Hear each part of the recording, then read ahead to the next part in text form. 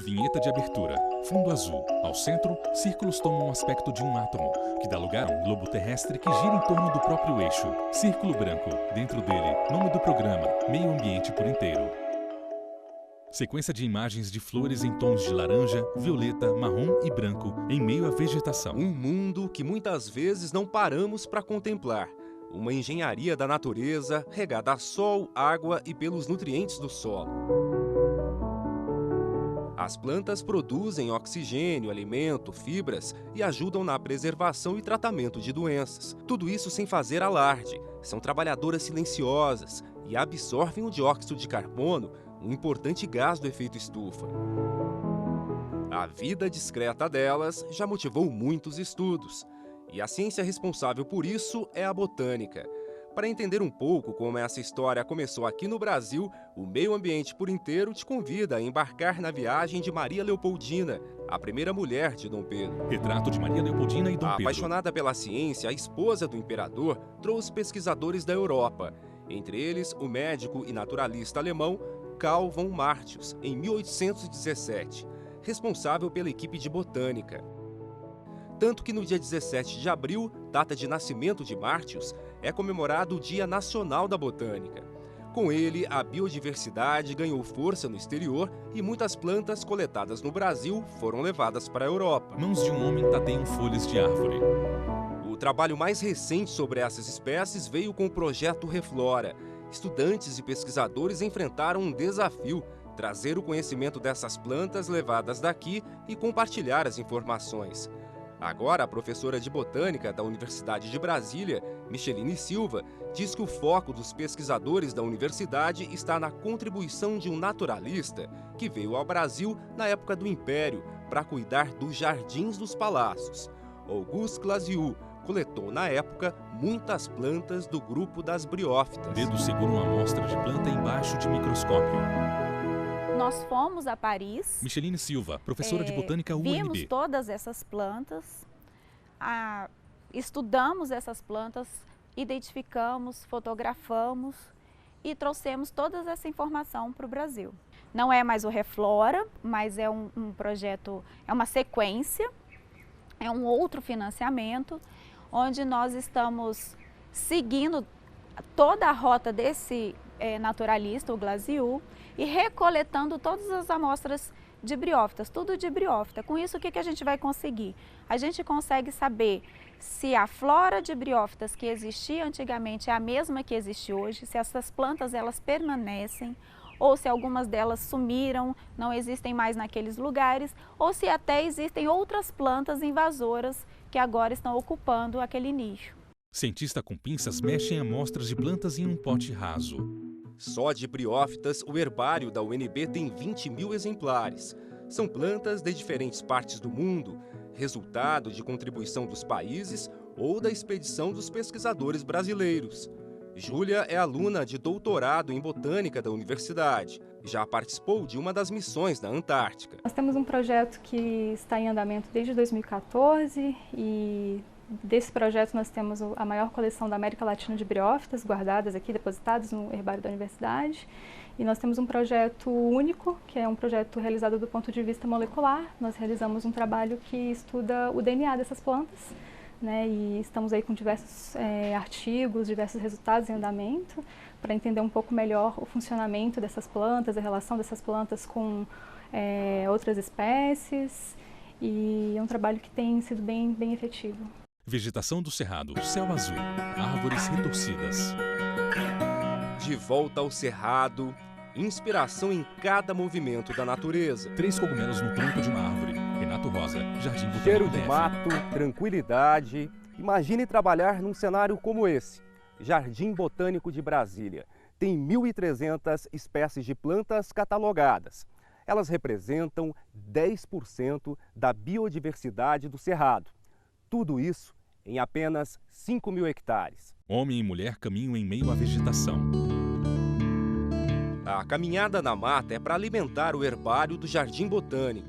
Os pesquisadores coletam plantas nessa área pelo menos uma vez por mês. Priscila Oliveira Rosa, Trabalhar no diretora de Jardim Vegetação e Flora, para um Jardim Botânico de Brasília. É um sonho realizado, que a gente estuda para isso, né?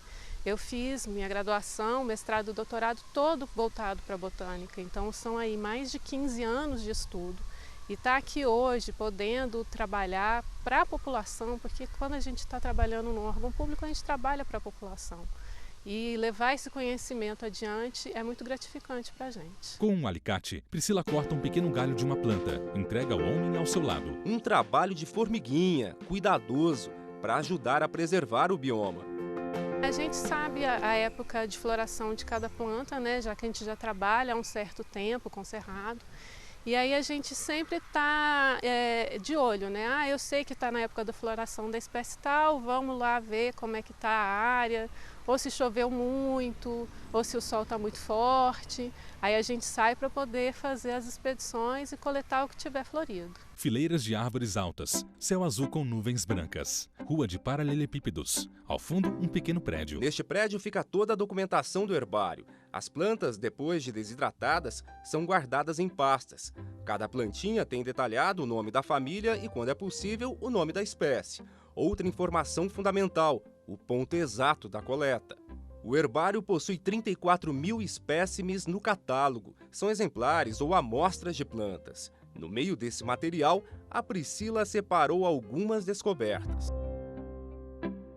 Essa espécie daqui, eu sei que ela é uma espécie nova porque eu conheço todos os tipos dessa família, desse grupo, e eu sei que não tem nada parecido com isso. Então é por isso que ela está sendo tratada como uma espécie nova. Por isso elas ganham um código de barras. Tem um código de barras por quê? Porque a gente está digitalizando toda a coleção e disponibilizando essa coleção online. Isso facilita o estudo de outras pessoas. Tem gente que está estudando em São Paulo, no Rio de Janeiro, no Nordeste, e é mais difícil dessa pessoa se deslocar até o Distrito Federal para poder estudar nessa planta, mas quer conhecer a flora local, né? Porque hoje em dia os estudos abrangem grandes áreas, né? 2 refletores iluminam a amostra de planta. Um jovem a examina. Assim fica bem melhor observar cada detalhe. Textura, manchas, cor. O herbário digital do Jardim Botânico de Brasília é certificado pelo Jardim Botânico de Nova York. Isso significa que é fiel depositário. Alunos de mestrado, doutorado procuram espaço e levam amostras das plantas. Uma mão na roda para desenvolver novos estudos sobre a botânica. Hortaliças plantadas dentro de uma estufa. No próximo bloco, o repórter Leonardo Ferreira fala sobre os benefícios nutricionais das plantas transgênicas e os possíveis riscos à saúde de quem consome o produto. Vinheta, fundo azul, animação de um átomo que dá lugar ao planeta Terra, que dá lugar a um círculo branco, no centro, meio ambiente por inteiro. Vinheta, fundo azul, animação de um átomo que dá lugar ao planeta Terra, que dá lugar a um círculo branco, no centro, em letras azuis, meio ambiente por inteiro. Fazenda, plantação de soja, trabalhadores ao fundo. No mundo, tudo evolui, até a comida. Sequência de imagens de hortaliças. O milho, o feijão, as verduras que vão ao prato não têm as características e propriedades nutricionais dos mesmos alimentos encontrados na natureza há centenas de anos. Tela escurece, fazenda de milho e de soja. No segundo bloco do programa, vamos falar sobre a transgenia. Quando a pesquisa e a tecnologia se encontram, o resultado pode ser impressionante. Muito se fala sobre transgênico, mas será que as pessoas entendem de fato o que é a ciência do organismo geneticamente modificado? Resumindo, é quando o DNA de uma planta é alterado e ela passa a ter novas características. Para ficar mais claro para você, imagine a seguinte situação. Quadro explicativo em fundo azul. No seu quintal há 2 coqueiros, um baixo, outro alto. A água de coco do pé mais baixo é azeda, diferente do coqueiro alto, que tem a água bem docinha. Só que é tão difícil conseguir pegar o coco. Aí você pega o gene da planta mais alta e aplica na mais baixa. Mudou o DNA, correto?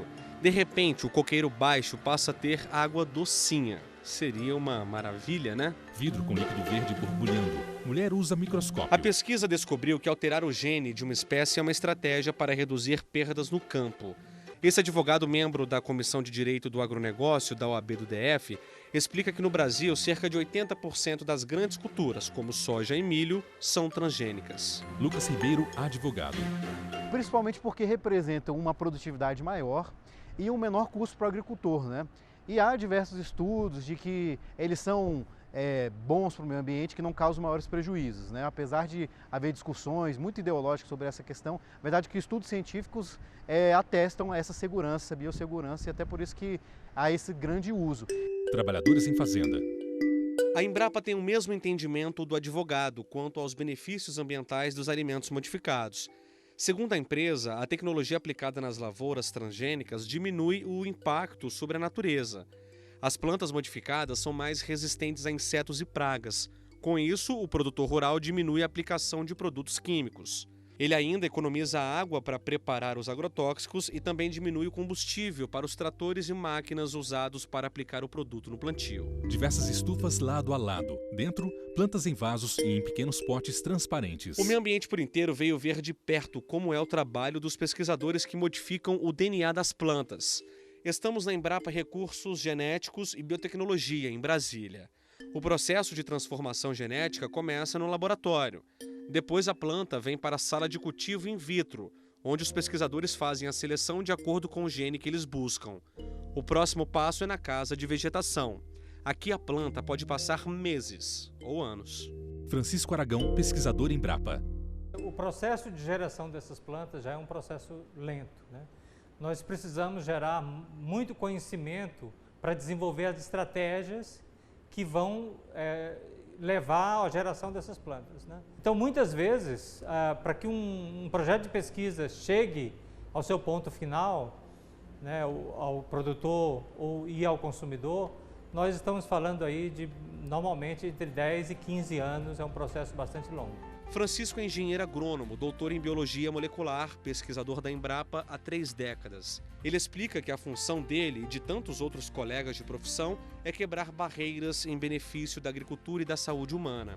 O pesquisador conta que recentemente a Embrapa desenvolveu um feijão resistente à pior ameaça da cultura, o vírus do mosaico dourado, transmitido pela mosca branca. Esse feijão foi aprovado para ser comercializado em 2011. Por que os produtores rurais não estão plantando ele ainda? Bom, depois da aprovação pela Comissão Técnica Nacional de Biossegurança, nós tivemos que seguir o processo de geração de dados para proteção de cultivares. Então, nós geramos novas cultivares a partir desse evento que foi aprovado e começamos a produzir sementes, né? Então, hoje nós estamos discutindo o lançamento dessas plantas, dessas variedades para os produtores, né? E já temos 20 toneladas de sementes produzidas que eventualmente vão se transformar nas sementes a serem cultivadas. Francisco é o responsável por várias casas de vegetação. Dentro de cada estufa, um alimento diferente. Na de soja, por exemplo, tivemos uma surpresa. Repórter Aqui, por Leonardo exemplo, nós Ferreira. temos a mesma variedade de soja. A diferença é que essa planta tem um gene a mais do que a outra, que faz com que ela seja mais resistente à falta d'água. As duas plantas não foram irrigadas e o resultado é impressionante. É visível que essa aqui está murcha e que vai ter problema no desenvolvimento, enquanto essa está cheia de vida e a produtividade vai ser bem maior. Soja mais resistente à seca é mais uma vez sinal de economia de água, já que esse é um fator limitante para a agricultura. Agora a gente fala de um assunto que interessa muita gente, mas principalmente as mulheres que estão ou pretendem ficar grávidas. Quem passou pela fase de gestação sabe a importância de manter o ácido fólico em dia, a vitamina que previne malformações no bebê. Agora você de casa deve estar se perguntando o que isso tem a ver com toda essa alface que está aqui, né? Calma que eu explico agora. Graças à pesquisa, essas folhas são um prato cheio para quem procura ácido fólico, com 15 vezes a mais de vitamina que uma alface convencional, que a gente encontra em feiras ou supermercados. Aqui a gente tem um exemplo de como a pesquisa tem se esforçado para mudar a nutrição das plantas e, consequentemente, nossa saúde. O cultivo da alface biofortificada e enriquecida com ácido fólico é o mesmo da convencional. O sabor não muda em nada. A única e grande diferença é a propriedade nutricional. Pergunta ao pesquisador por que as pessoas não estão comendo ainda esse alimento tão saudável. Nós temos que seguir a legislação de biossegurança, que nos exige fazer uma série de testes para mostrar que essa alface é segura para o consumo humano e para o meio ambiente e que possa ser cultivada, usada na agricultura do Brasil. Para uma nova variedade de hortaliças ou verduras chegar à mesa do consumidor, demora cerca de uma década. Nesse tempo, são feitos testes para garantir a segurança alimentar. Esse advogado também reforça que a proteção de cultivares é estabelecida por leis. Lucas Ribeiro, advogado. A Lei de Proteção à Propriedade Industrial, em 96, a Lei 9278/96, e no ano seguinte, em 97, surgiu a Lei 9456, que é a Lei de Proteção das Cultivares. As primeiras sementes, os primeiros organismos que estiveram no Brasil sobre essa questão vinham segundo a ótica da Lei da Proteção da Propriedade Industrial. Logo depois, a partir do advento da Lei de Proteção de Cultivares, passaram a ser objetos de registro outros cultivares segundo esse diploma legal. Voltamos à conversa com o pesquisador Francisco. No bolso do jaleco, ele carrega um milho ancestral, o primeiro encontrado na natureza. As plantas, de uma maneira geral, as plantas que nós estamos consumindo, elas foram muito modificadas pelo homem, né? Desde que o homem começou a fazer agricultura, por diferentes métodos, né? O milho, por exemplo, né? Isso aqui é o parente ancestral do milho. É uma planta e um grão tão diferente do milho que nós conhecemos, que mesmo os cientistas debateram durante algum tempo se esse aqui era o ancestral do milho. Porque é uma planta, nós temos até dificuldade de reconhecê-lo como parente do milho, né? Mas esse é o milho que está na natureza e ele é muito diferente da planta que nós usamos hoje, né? E a planta que nós usamos hoje é o resultado dos processos de modificação genéticas feitas pelo homem. Folhas de alface, uma colheitadeira numa fazenda. Mesmo com tantos benefícios nutricionais, os transgênicos dividem opiniões, principalmente no campo da genética, sobre os possíveis riscos à saúde do consumidor. Para alguns especialistas, a planta modificada em laboratório pode causar câncer e alergia. César Coppe Grisolha, pesquisador de genética UNB. E dos órgãos de saúde pública no Brasil, nesse sentido de que as plantas transgênicas produzissem alimentos que podiam causar algum tipo de alergia. Passado todos esses anos, se verificou que o mundo inteiro consome derivados de plantas transgênicas e pouca informação tem na literatura científica, poucos casos relatados de casos de alergenicidade devido ao consumo de derivados de plantas transgênicas. Apesar disso, o professor da Universidade de Brasília alerta que as plantas transgênicas são mais resistentes às pragas. Isso, segundo ele, fez com que as ervas daninhas também desenvolvessem mais resistência contra os herbicidas. Vendo que isso poderia afetar a produção nacional, a própria Anvisa autorizou em 2004 o aumento em até 50 vezes o limite permitido do uso de glifosato em alimentos à base de soja, por exemplo. Resultado, o Brasil se tornou líder mundial no consumo de agrotóxicos. A questão dos agrotóxicos hoje no Brasil é uma preocupação mundial. O Brasil é o país que mais consome agrotóxico no mundo e isso vai parar à nossa mesa. E as plantas transgênicas têm uma parcela de responsabilidade sobre isso. Plantas em vasos suspensos. No próximo bloco, Bob de Souza mostra como é possível montar um jardim com plantas nativas da região. Você também vai conhecer um viveiro com mais de 400 espécies da flora do Cerrado. A gente volta já. Vinheta, fundo azul, animação de um átomo que dá lugar ao planeta Terra, que dá lugar a um círculo branco. No centro, meio ambiente por inteiro. Vinheta, fundo azul, animação de um átomo que dá lugar ao planeta Terra, que dá lugar a um círculo branco. No centro, em letras azuis, meio ambiente por inteiro. Sequência de paisagens com plantas e flores, mudas de plantas em potes pretos. A biologia e a botânica ajudam a quebrar paradigmas do conhecimento e da estética. O velho padrão de jardins bem aparados, podados em grande estilo, bem, isso veio da Europa e se instalou no imaginário do brasileiro. E pouco tem a ver com a vontade da natureza. Pesquisadores da Universidade de Brasília trabalham com a noção de que os biomas precisam encontrar o próprio caminho quando o assunto é paisagismo. E o Cerrado tem muito a contribuir para os jardins naturalistas. A ideia de um jardim naturalista é relativamente simples. Por exemplo, este capim aqui é um capim típico do Cerrado. Repórter Bob de Souza. Por isso ele está aqui nesse jardim. Mas também tem essa grama. Essa grama é um tapete, aparadinha. ela não tem nada a ver com o cerrado. E ela vai ser retirada aqui desse jardim logo, logo. Então nós temos cerrado aqui, a graminha aparada invasora e mais cerrado. Os alunos do Instituto de Biologia plantaram de tudo aqui. Tem cerca de 40, 50 espécies mais ou menos. O amargoso, tem aqui também a macela. A macela é conhecida no Brasil todo. Fazem chá, fazem travesseiros e até almofadas com essa erva. Bom, mas nada disso seria possível sem o trabalho exaustivo dos insetos. Mas não é fácil você ter insetos num jardim novo. Aí os alunos tiveram uma bela sacada. Construíram um hotel só para os bichinhos. Hotel lembra um armário de madeira com diversos ambientes. Os insetos, como sabemos, são responsáveis pela manutenção do sistema ecológico do planeta. E quando você pretende cultivar um jardim com espécies exclusivas do bioma cerrado, por exemplo, a germinação e a alimentação do solo precisam desses seres que vivem a 1 palmo de profundidade no solo. Essas casinhas abrigam espécies em pedaços de madeira, argila e capim de decomposição. O hotel aceita de tudo um pouco.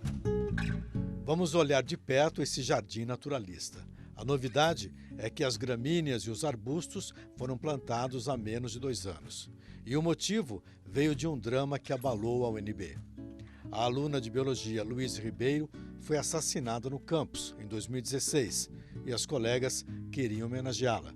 A comunidade acadêmica entendeu o momento e surgiu a ideia do plantio de algumas espécies em um espaço entre 2 edifícios do Instituto de Biologia. Isabel Schmidt, professora de Biologia do UNB. Traz para dentro do Instituto de Biologia uma forma da gente conhecer mais as plantas do Cerrado e conviver mais com as plantas do Cerrado. Isso ainda é muito raro no Brasil, a gente usar plantas nativas que não sejam árvores, então as herbáceas e os arbustos, no paisagismo. A gente não usa as plantas do Cerrado porque existia uma crença de que era muito difícil plantar plantas do Cerrado. E a gente está vendo que não. Então, dentro do Instituto de Biologia, a gente está tendo esse aprendizado coletivo, né, de forma que vários alunos e vários professores estão contribuindo. E também é uma forma da gente lembrar uma coisa muito grave, muito triste que aconteceu aqui, que foi o feminicídio da Luísa. Então, é uma forma da gente todos os dias se lembrar disso para tentar evitar que outras formas de violência contra a mulher aconteçam novamente. Essa é Luísa, uma das responsáveis pelo Jardim Naturalista. Ela toca um pé de brinco de princesa e sente a recompensa por trazer o cerrado para a jardinagem. Com a simplicidade de quem gosta de ler a natureza, ela fala dos modelos estéticos importados. Luísa Madeira, o ser humano tem estudante uma certa de biologia. mania de organizar demais as coisas. E a gente gosta do tapetinho de grama, do arbusto quadrado, né? Aquele negócio cortadinho, podadinho, aquele arrumadinho, organizado, né? A gente chama isso de arrumado. E justamente não só a gente fica copiando esse jardim europeu quadradinho, vamos dizer assim, mas os próprios europeus estão adotando uma nova tendência do jardim naturalista, justamente, que tem formas mais naturais também. Bruna faz o 8º semestre de Biologia. É uma das fundadoras do Jardim Luísa Ribeiro. Ela estava presente quando a primeira espécie foi plantada. É esse pé que está entre nós, ao fundo. Eu era colega da Luísa, a gente era da mesma turma. Bruna Brás, estudante de biologia. Depois do falecimento dela, a gente fizeram várias homenagens na UNB e uma delas foi o plantio de uma muda de ipê rosa aqui no Instituto de Biologia. O ipê, no caso, é esse daqui, né? Isso. Ipê em meio à grama verde, ao fundo do prédio da UNB. E se alguém tiver interesse em fazer um paisagismo com espécies do Cerrado no Distrito Federal, o caminho mais curto é conhecer os viveiros públicos. Janaína cuida de mais de 400 espécies da flora nativa, entre arbustos e árvores maiores. Os técnicos dos viveiros auxiliam qualquer pessoa que queira plantar em áreas públicas, por exemplo. Janaína Gonzalez, todas as gestora mudas de viveiros. Produzidas na Nova Cap, ela é para atendimento público, né? Atendimento à população. Tanto para a arborização urbana, né? O plantio de árvores, a substituição de árvores antigas e alguns sistemas de reflorestamento, entendeu? As margens das rodovias. E também as mudas menores são plantadas nos balões, né? Nos balões, nas interseções, todos esses jardins públicos da cidade. Sequência de imagens de flores em tons de laranja, violeta, marrom, em meio à vegetação. E assim chegamos ao final do meio ambiente por inteiro. Para rever este e outros programas, acesse tvjustiça.jus.br. E se quiser mandar um e-mail para a gente, o endereço é meioambienteporinteiro@stf.jus.br. Acesse também o nosso canal no YouTube, TV Justiça Oficial. Até a próxima. Créditos. Produção: Marcela Luiza. Reportagem: Bob de Souza e Leonardo Ferreira. Edição de texto: Bob de Souza. Cinegrafia: Lúcio Ribeiro e Paulo Dutra. Assistência técnica: Josenildo Júnior e Juvenal Alves. Edição de pós-produção: Guilherme Oliveira. Videografismo: Leonardo Veloso. Núcleo de programação: Rosa Wazem. Núcleo técnico: Fábio Guedes. Núcleo de produção de programas: Soraya Fonseca. Supervisão: Coordenadoria de TV e Rádio, Secretaria de Comunicação Social, STF.